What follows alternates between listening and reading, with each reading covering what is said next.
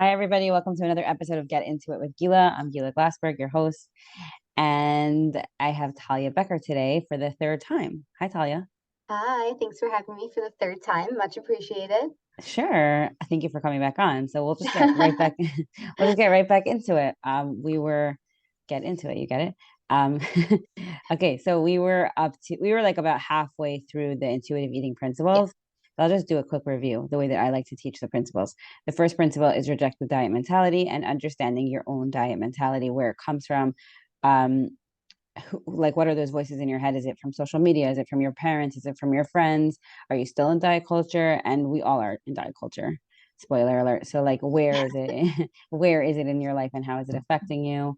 Right. Then I like to like kind of group the intuitive eating principles into like the physical principles. So honoring your hunger, respecting your fullness, and the satisfaction factor of food. Dieting turns off all those cues because it tells you what to eat, when to eat, and how much to eat. Right. And I'm pretty sure we're up to more like the emotional principles, which you could speak to because you're a therapist, challenging the food police. And now we call it coping with your emotions with kindness. So maybe you could tell us a little bit about those principles, how you work through those principles with your clients.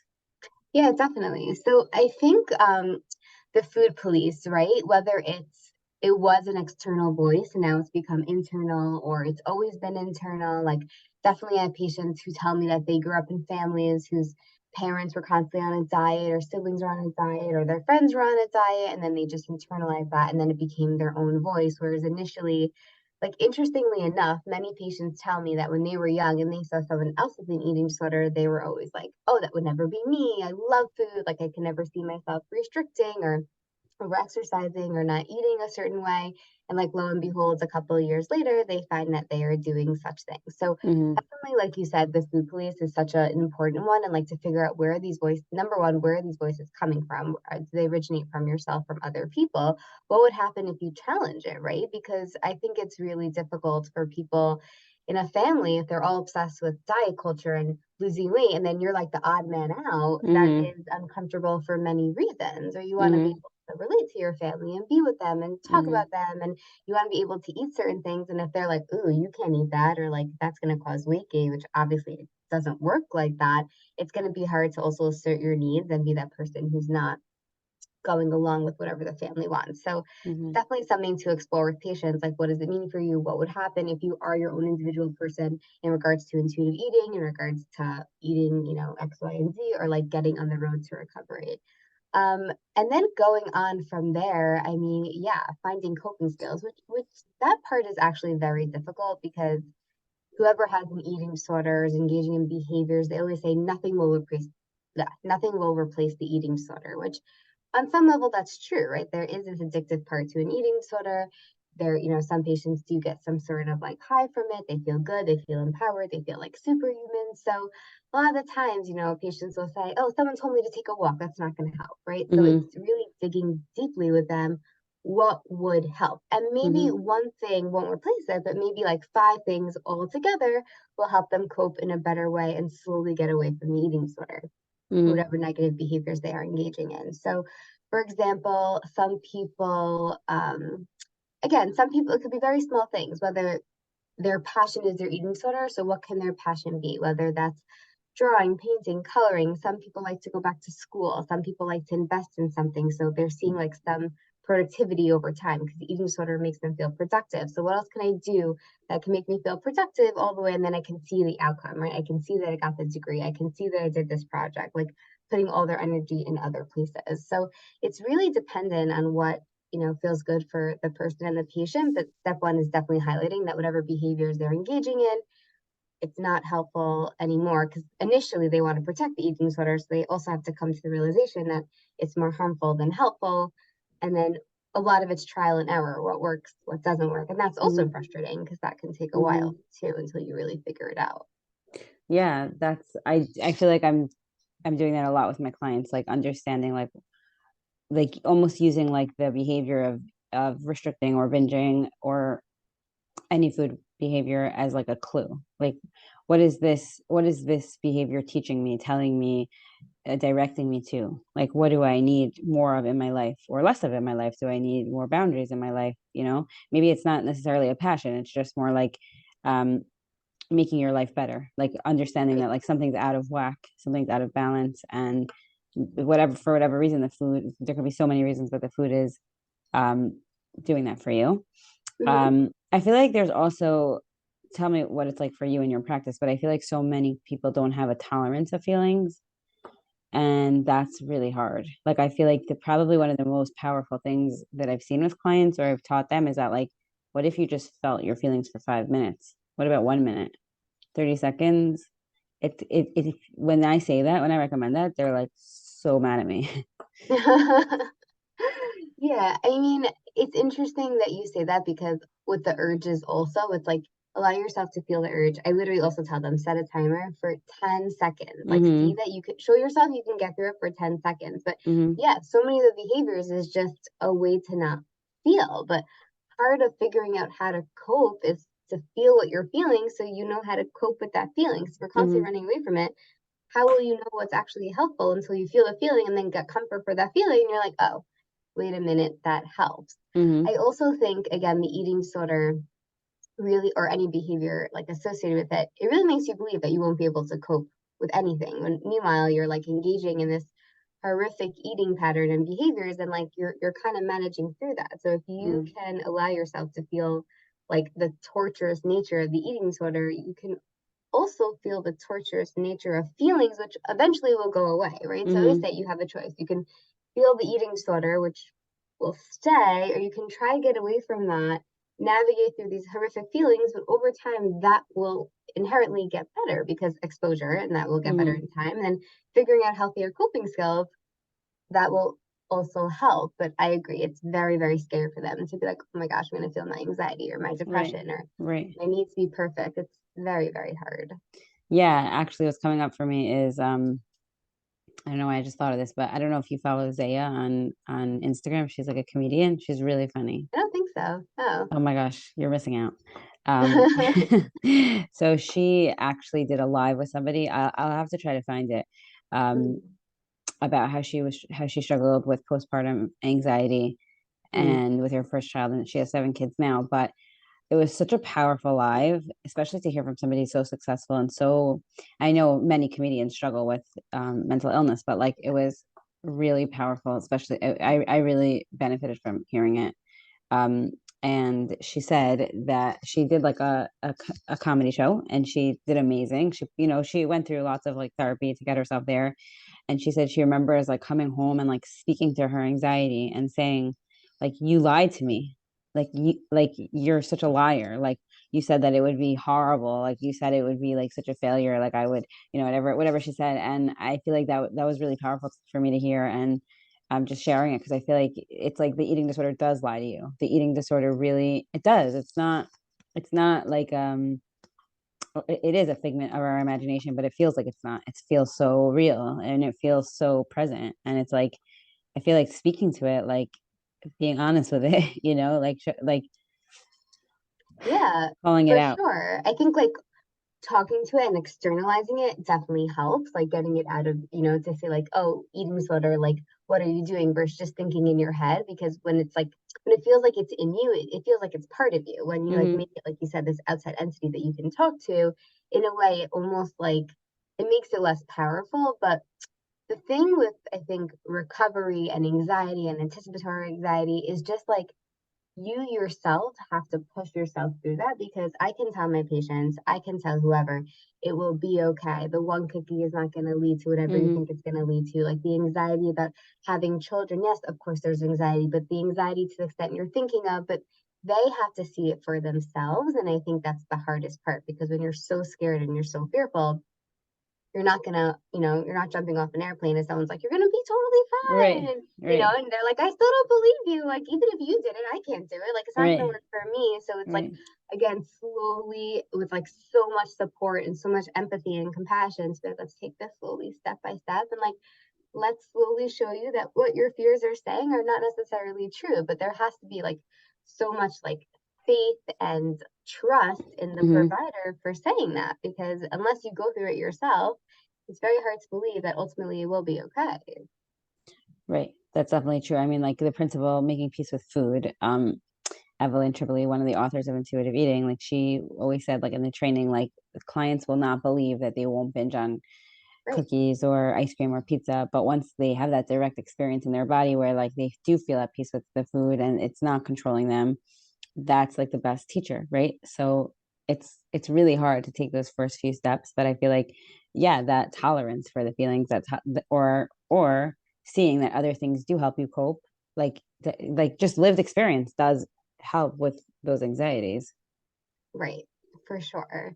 And like, I think what pushes many people forward is that at some point with eating disorder, or whatever it is, you hit rock bottom and there's like, nothing's worse than this, so I might as well try, right? And the Right. hope is that people don't have to reach rock bottom. It's just that they deserve better. And hopefully Mm-hmm. through therapy and with, teamwork and stuff like that, professionals, they can realize that. But sometimes it takes like, okay, it's rock bottom. It's like, well, it can't get any worse. So I might, like, whatever I'm afraid of won't be worse than this. I might as well try. But again, the point is to like catch before the rock bottom so Mm-hmm. that they don't have to like, put that much effort into it, and they can just do what they need to do to kind of get on, the healthier path. But it's hard. It's hard to give into that when you're so afraid. And like you said, social media, diet culture, everyone is pointing in the other direction, and we're all like, Mm-hmm. no, no, no, no, that's the wrong way. Like head Mm-hmm. this way, and but Right. this way feels so much better. Like Yeah. so much conflict, internal conflict, Yeah. That's definitely true. Wait, what was I just gonna say about that? What did you just say? about social media The or thing rock before that. bottom, or Rock you bottom, deserve yes. better. Yes. I wanted to say that I interviewed Bleemy Heller a few weeks ago, which was an awesome episode about her journey to intuitive eating. And she said that Mm-hmm. she literally hit diet rock bottom. So Mm-hmm. although that's like, yeah, we don't want people to get there. It's so sad, but it is like a Yep. powerful part of the journey where you're just like, I can't go on another diet. I can't start my week off weighing and measuring my food and not going to the party and obsessing about food. And it's just like, okay, fine. I've had clients tell me I think intuitive eating sounds so stupid, but I have nothing else to try. Same. Same people have said Yeah, I don't believe in it and it's false and it's yeah, like a cult. Like yeah. for sure. Yeah, and Yeah. I'm like, I hear you, I hear you. So like you're here, like you're trying. Let's see. Like you don't have to believe me. Like you don't have to be here. Right. Um, but I feel like that is powerful because they're just like, oh my God, this is so much kinder, gentler. I don't have to obsess about my weight. Like this doesn't have to take over my whole life. It's like, it's so liberating. Right. For sure. Yeah. So okay, so after I talk about those principles, like I'll call them like the emotional principles. First of all, I feel like that helps people understand, are they eating for physical reasons because they're just not eating enough, or they're not eating foods they like enough, or maybe there's a self-care component, they're not sleeping enough, they're not doing things meaningful enough, and food's taking on that role. Um, which overlaps with the emotional principles, like is it because I'm being so mean to myself? Is it like these voices in my head or rebellious eating? Hmm. I can't cope with my anger, I can't cope with my stress, I can't cope with my emotions in general. So I feel like that really sets people up, like getting through the physical and emotional principles. And then I like to talk about like the topic of respecting your body. And under that category is joyful movement and gentle nutrition. Because Okay. because respecting your body is a practice. How do Right. you It's practice true. body respect? Right. Right? Yeah. Are you asking me that question or you're just No, I'm just saying yeah. like meaning like dieting, I guess dieting you could say is also a practice, but I'm saying diet culture is tells you like focus on your body and how it looks. And respecting your body is, oh my God, this body like holds my soul for my entire life. My longest relationship in my life is with this body, with myself.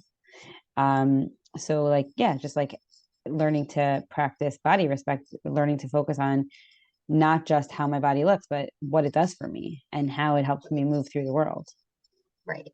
Right. So this is also like it's so hard, especially since body image with eating disorder work specifically, it's always the last thing to like click, and it takes like your brain to catch up with nutrition and this, and like also to process that with the eating disorder, like so much of it, even though there's so many underlying issues, once the eating disorder clicks in or whatever, takes hold, a lot of it is that I need to be, the thinnest, or I have to look a certain way, or my body has to be perfect. So, like, the last thing to go, unfortunately, is body image. So to get there, yes, we say, but what about the function of your body? Like, if you were paraplegic, would you care how your body would look? Like, if you couldn't walk anymore, like all these amazing functions, which we all take for granted, right? Until one day we wake up sick and we're like, oh my God, I have a cold, and I should have been grateful the other day when I felt fine. Like, we all do this, but it's just so hard also, because I think when you're in that enmeshed in diet culture, like, some of these things don't seem to matter, even though they really do. But some of the patients will say,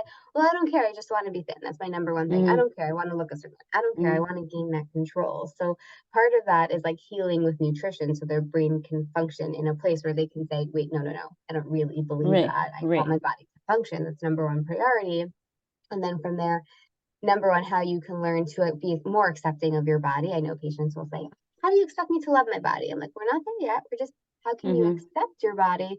And then beyond that, how can you tell yourself that the way your body looks is not the most important thing? Because your friends, your family, your children, you're never like, oh, good morning, get on the scale. You're 1 pound up today. Oh, we're not talking today until tomorrow. Honey, use another pad, and then I can kiss you goodnight. Like, you never do that to anyone else. So just prioritizing what really matters. But again, in diet culture and all these things, it's so hard to separate the true priorities from diet culture priorities, and like what means the most to that person. So that's like a lot of the work as well.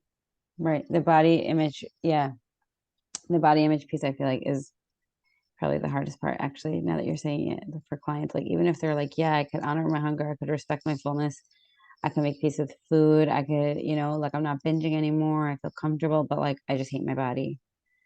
And that's really hard. So I hard. feel like, I don't know if you want to share any of your tips, but I feel like over the course of the last few years that I've been doing this, that, like, going back to like feeling your feelings, I feel like there's just so much of like letting yourself feel sad about it.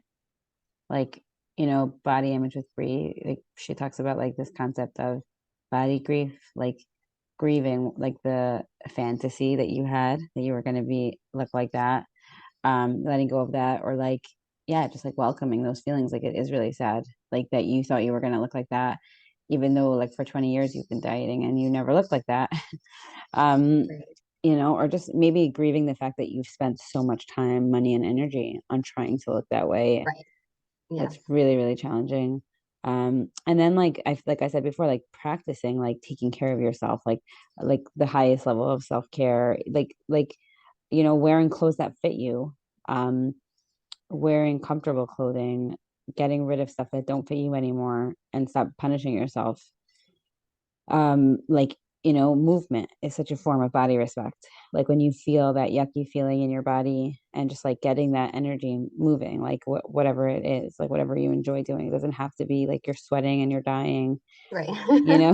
Torture. Yeah, Yeah. you don't have to torture yourself. And like, there's so many forms of movement, and I feel like I talk about that a lot on my Instagram, just because I love exercising and moving, and it's fun, and the music, and it's like so sad that so many people have been like, I don't know, like, it's tainted, like it's Mm-hmm. only a way to manipulate our body, so it's torture. For sure. I think those are all really, really good tips. I'm just going to add to a couple of them. I think also, like, I tell my patients a lot to zone out, because, like, when you're afraid of something, right? I always give this analogy. Like, if you're afraid of a bee, for some reason, I'm afraid of a bee. So, like, I see it, I run for like dear life. The bee is like tiny, tiny, tiny, Right. tiny, tiny. Yes, it Right. can sting me, but at the end of the day, it's probably more scared of me than I'm scared of it. But because I'm so scared, I magnify it in my mind. So, like, if you're looking in the mirror and you're so afraid of seeing a certain body, it literally gets magnified in your mind, because to protect you from that fear, to protect me from the bee, I'm like, oh my God, the bee. And it's like, are you seeing the same bee as I am? Because this is Mm-hmm. a little tiny nothing.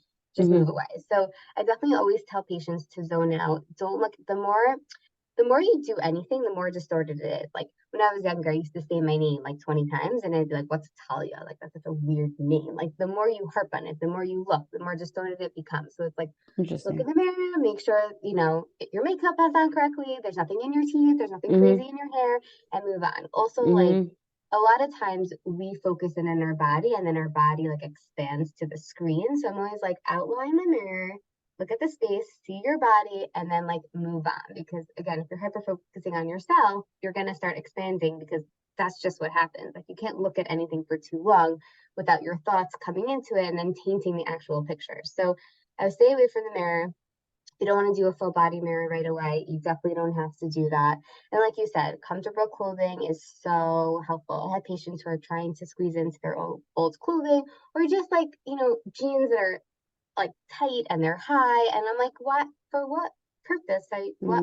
Like, there's so many different styles now anyway. You don't have to like do X, Y, and Z to make yourself feel so much worse. Because some of them want to like almost remind themselves that they're not the body size that they want to be. But Punish like you themselves. said, that's like torture. Yeah. You don't have to do that. Yeah. And like I also think it's so important that to focus on the people around them. And like sometimes I'll ask the patients to like have your husband, have your children, have your parents, have your siblings write a letter as to why they love you. And like when they read that and they see that it has nothing to do with how they look, then like slowly, they're like, okay, fine, maybe some of this is in my head because people love them for like who they are, right? Not Right.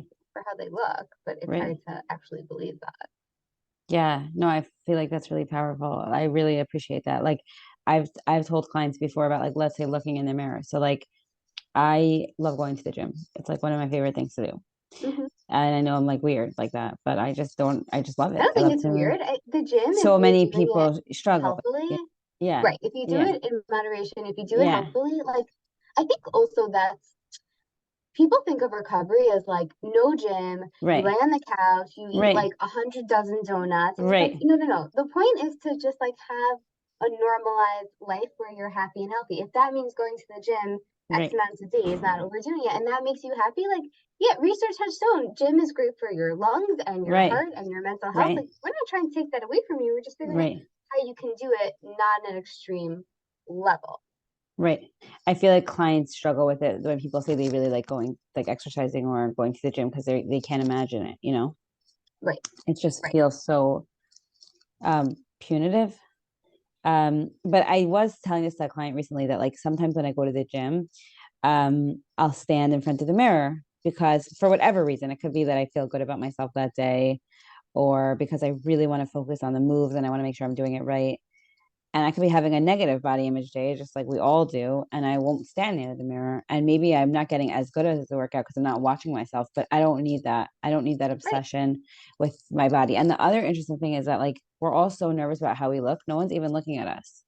No one ever, Yeah. ever.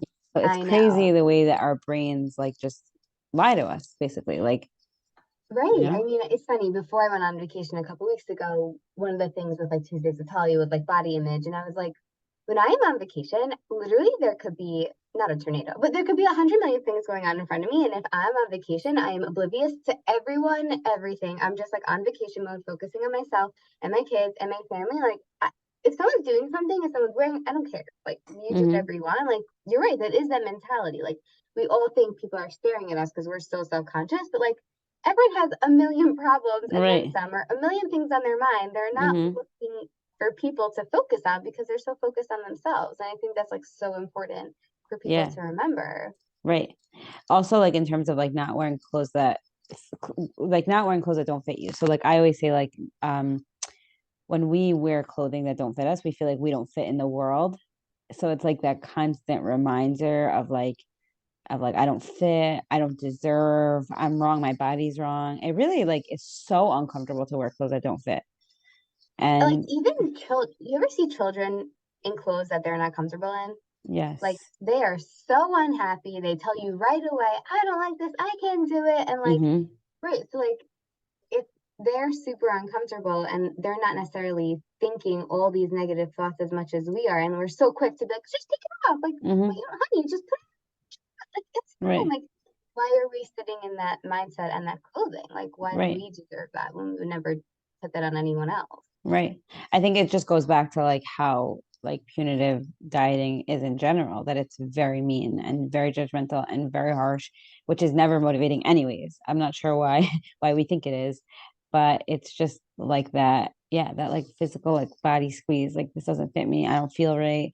Evelyn Tribole, she actually gives this tool in the class that I took with her to, when you go shopping for clothes, to turn your back to the mirror and try on, like, let's say, like, get a few sizes, like whatever size you are, like a size up, a size down, and try on whatever, Hmm. whatever size is less triggering or whatever. And don't look at it yet. First, like, do like a little dance and wiggle and feel like, do I like this? How do I feel in this? And then look, and if you Yeah. feel good, see how it looks. If you don't feel good, don't even look. Just take it Right. off. No? No, exactly.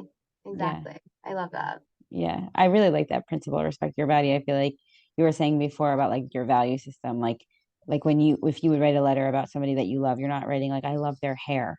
I love how skinny they are. It makes me like Right. want to hang out with Yep. them. I mean, if you are, that's really sad, but Right. that's not really how we like Right. relate to other humans, you know?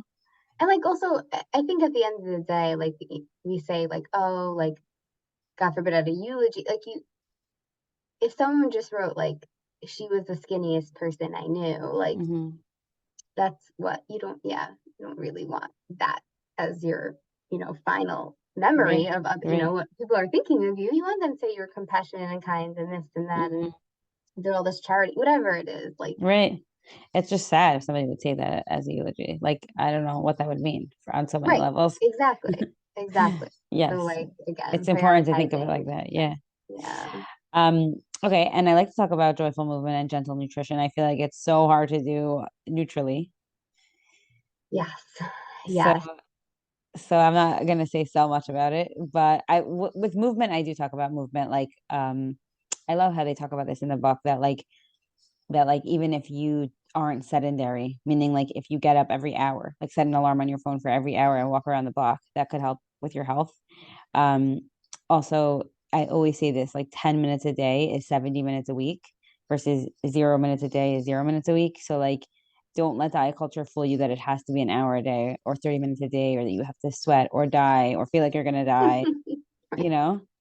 Right, exactly. And like I think as time goes on and the patients again have more nourishment in their brain, like they are, a lot of patients will be like, I'm ready to go to the gym, but I don't want to overdo it. And I'm like, that's great. Like you don't have to do it. And they'll even go and they'll be like, I don't know how did I go to the gym for like 5 hours a day? Oh How did my I do God. that? Like Right. now it's amazing that I can just go into like you said, any form of movement, five Yeah. minutes, 10 Yeah. minutes. Because the second you feel like you're a slave to the exercise and it turns into this obsession, that's it. Like That's it. it's not fun anymore. It's not helpful. It's not helping your mental health. Like it's just there's no reason for that. So I agree. I think starting slowly and really figuring out what you can do that you find joy in it. Like for Right. me personally, running on a treadmill inside my house sounds like torture.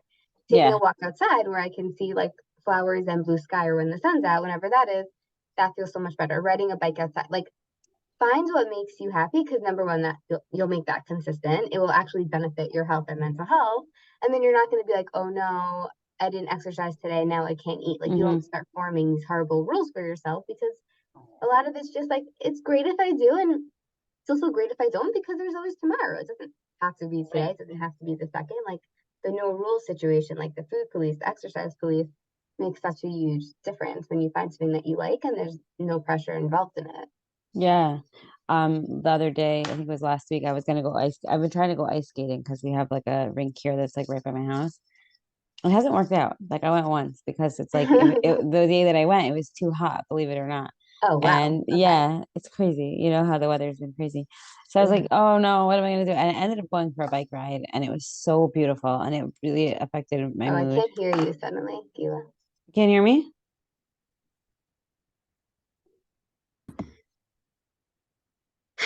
So I instead of going ice skating, I actually went bike riding that day, and it was such a beautiful day, and I felt so much better, and like it really changed my mood, and I felt so good physically, you know? I love bike riding. Yeah, I love it. I love it.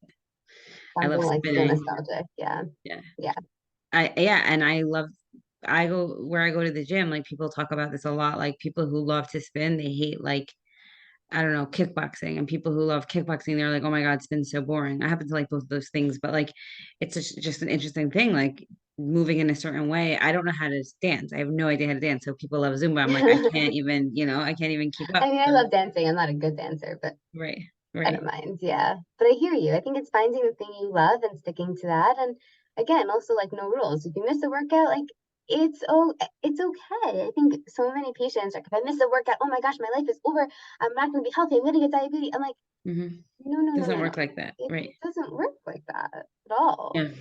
Yeah, I think just setting small, like really small goals and enjoy and like making sure you're enjoying putting on good music, doing it with friends, doing it inside, doing it outside, exploring different options. You know, in the intuitive eating workbook, they have like 4 pages, like random things, rock climbing, gardening, doing the Wii, the dance machine, like, yeah, anything. There's so many Mhm. options. So many options. It doesn't mean you have to go on a Stairmaster and torture yourself for 45 minutes. Like, Right.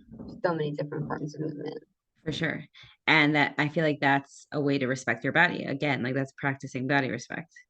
Right, for And sure. maybe not exercising is practicing body respect if that's what's healing for you at the time.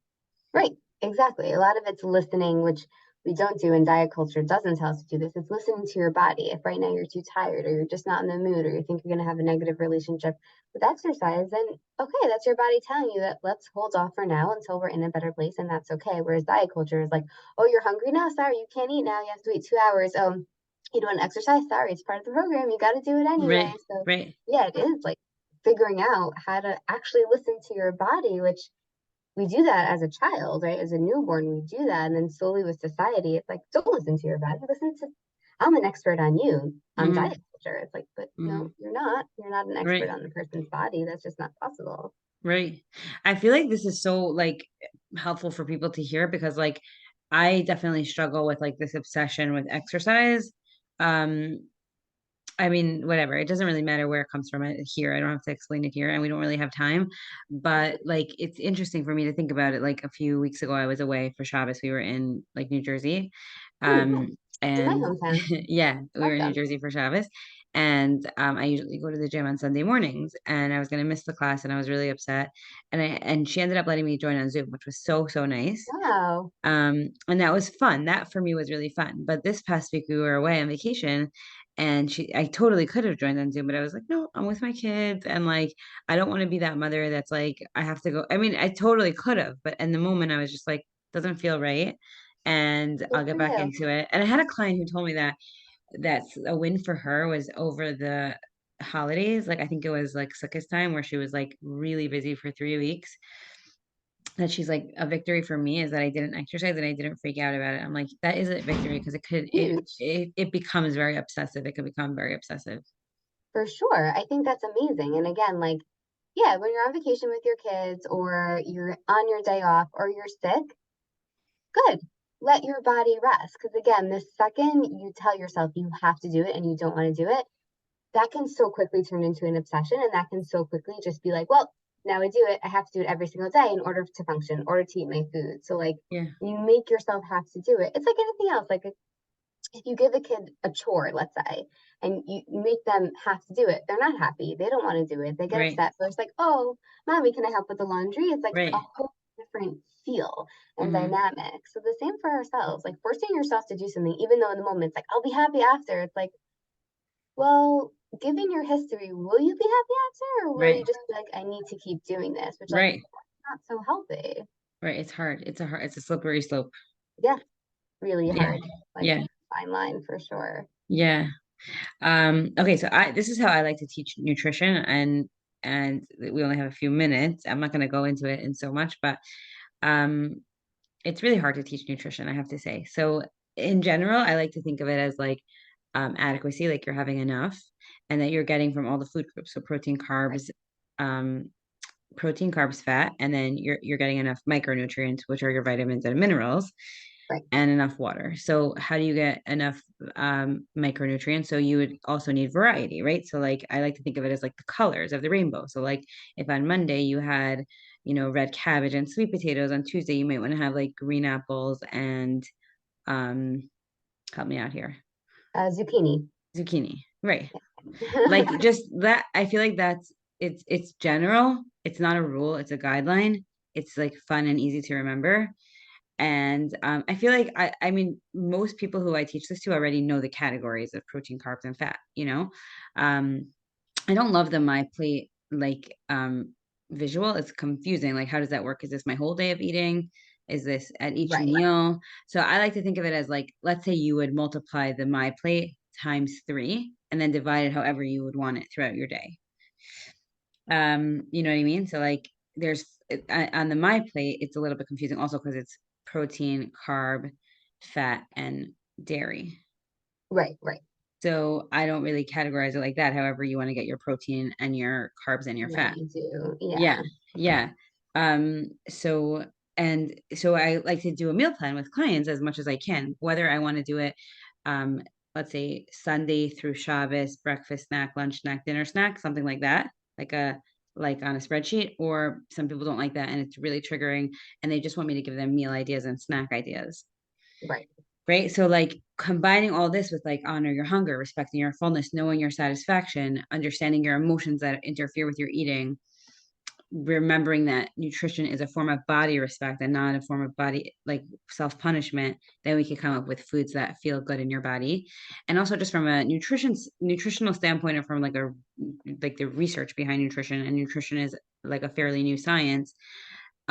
All foods could be demonized and all foods could be considered superfoods, right? So like think about it, like we're told like that fish is like the healthiest food, but we're also told there's like a lot of mercury in fish, which is true. So we can't have Right. too much fish, right? Right. Brown rice is really healthy for you, but there's also arsenic in it, right? There, I mean, you have to eat Right. a lot There's of brown always, rice yeah. in order for it to be, dangerous. Like whole wheat bread is really good. Actually, no, carbs are bad, right? Like this is just, if you look at it, like you could really demonize any food.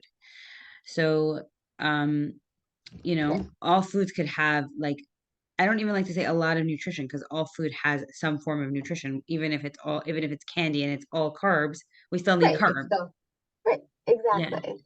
Yeah. I think that's so important for people to hear because I think with intuitive eating, like whenever I bring it up, my patients are like, okay, so you're telling me to eat a dozen donuts and 10 muffins and 5 bagels. And I was like, I didn't, who said that? Like, I didn't say that. I think sometimes in life, you're at a party or whatever, and like you're going to take more than one slice of cake or more than one donut because that's also part of intuitive eating is just if you feel like you want more, you're allowed to have more, right? It's just, yes. And you also want to make sure you're getting nutrition in. But I think it's so important for people to hear like it's based on also making sure you have enough protein, carbs, veggies, fruit, Hmm. dairy, what fat, so your body can function. It's not just eat whatever you want, but it's eat what you want within reason, right? So it's like Hmm. eat what you want. Like you're in the mood for chicken and you want a protein. Like, okay, so do you want a dry grilled piece of chicken or you want something that's more flavorful with the crunch? Like Hmm. that, what intuitive eating allows you to open those options, I think, to be like, what are you really in the mood for? But also make sure you're getting all the food groups so you feel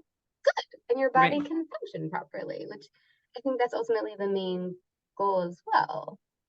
Yeah, I think the goal is also like making a food choice is not just on taste, and it's not just on Right. health, quote unquote, and it's not just how it's going to make me feel, right? It's so many things, and not in an obsessive way. That's why it's like nutrition is kind of taught last, and like all the other principles we want to work on first. Um, and nutrition, I feel like is just different for every client. Like I can't just teach it Right. generally. I have to hear so much more about like their usual eating, their trauma around food, their body, their movement is an important part also. Like if you're moving more, you definitely have to eat more, you have to Yeah. drink more. Which is like, so many people I know who have been on Optavia, they're not allowed to exercise because they can't eat more. It's like, are you Oh, serious? Like how could that be healthy? It's like, you know, that's like so laughable. I know Okay. it is laughable. So yeah, like I'm so cautious when I teach nutrition, but it's like it's really so like individualized to the client. Right. For sure. I also tell patients like it's so hard because with diet culture, it's always like, well, if you want a piece of cake, take a sliver, like take the small. And I'm like, if I were to put a tiny little piece of nothing cake on my plate, of course I'm gonna want more. So like I Right. think also you have to know what visually speaks to you. Like Right. yes, you're obviously not going to put the whole cake on your plate because when you're with other people, you're just not going to do Right. that. But Right. take a good piece that visually looks satisfying. Also, you don't have to finish it. If you want to finish it, 1,000% you can. But putting that little tiny piece and already telling yourself, this is the only thing I'm allowed to have, first of all, sets up a whole train of thoughts how you're going to want it more. And you might Hmm. end up eating more than you would have if you just put like a nice hefty piece of cake on your plate.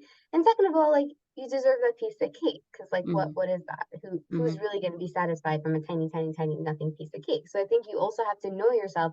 What is vision? It's eating is it's a whole process, right? It's Mm-hmm. visual. It's the chewing, it's the swallowing, it's the fullness. So like if you look at your plate and you have three little things on it on this massive plate or whatever it is, going into it visually, you're not going to be satisfied. It's a whole Mm-hmm. experience, right? So like you also have to feel visually going into it, oh, this looks like a big enough portion, piece, whatever, that it will probably satiate me emotionally Mm-hmm. and physically. So I also think like, oh, but I'll just take a little tiny piece. I'm like, but would that actually be satisfying for you? Like, what does that mean? And like, what message are you sending to yourself by doing that? Right. And I feel like that goes into I actually like to teach the making peace with food, that principle last, because I feel like once these other principles are in place, it's easier. And I'm actually quoting Rena Reiser because like she taught me that and I thought it was really, really sound advice. And also like sometimes clients do come to making peace with food on their own at some point in the process because it's like Mm-hmm. becomes easier to do that when you're not restricted.